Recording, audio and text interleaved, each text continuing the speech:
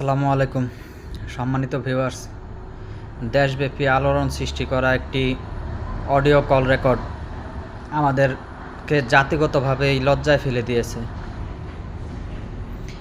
এই জাতিকে নাকি এনসিপি নেতৃত্ব দিয়েছিল ২৪-এর গণঅভ্যুত্থানে। তাদের কথায় মেনে নিলাম তারা নেতৃত্ব দিয়েছে, তাহলে কি আমরা বর্তমানে লজ্জিত হওয়া উচিত না? আমরা কাদের নেতৃত্বে আন্দোলন করেছিলাম, কাদের নেতৃত্বে অভ্যুত্থান করেছিলাম চিন্তা করা যায়।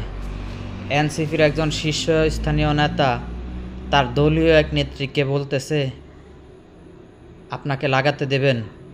ছি, রাজনীতি এতটাই কলুষিত করে ফেলতেছে ওরা, মনে হচ্ছে যেন ভবিষ্যতে কোনো ভদ্র পরিবারের কেউ আর রাজনীতিতে আসার মতো পথ রাখবে না ওরা।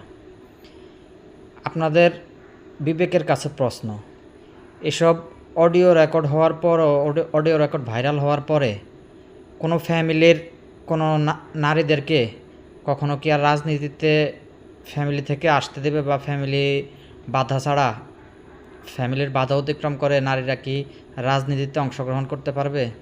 কখনো পারবে না। তাই এখনও সময় আছে।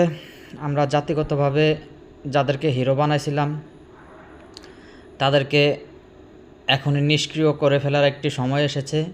আমরা যদি তাদেরকে এখনই নিষ্ক্রিয় না করে ফেলি তাহলে তারা ভবিষ্যতে বাংলাদেশের রাজনীতিকে দূষিত করে ফেলবে, এতটাই নোংরা করে ফেলবে যেখানে আর ভালো মানুষ আসার মতো কোনো ইচ্ছা পোষণ করবে না।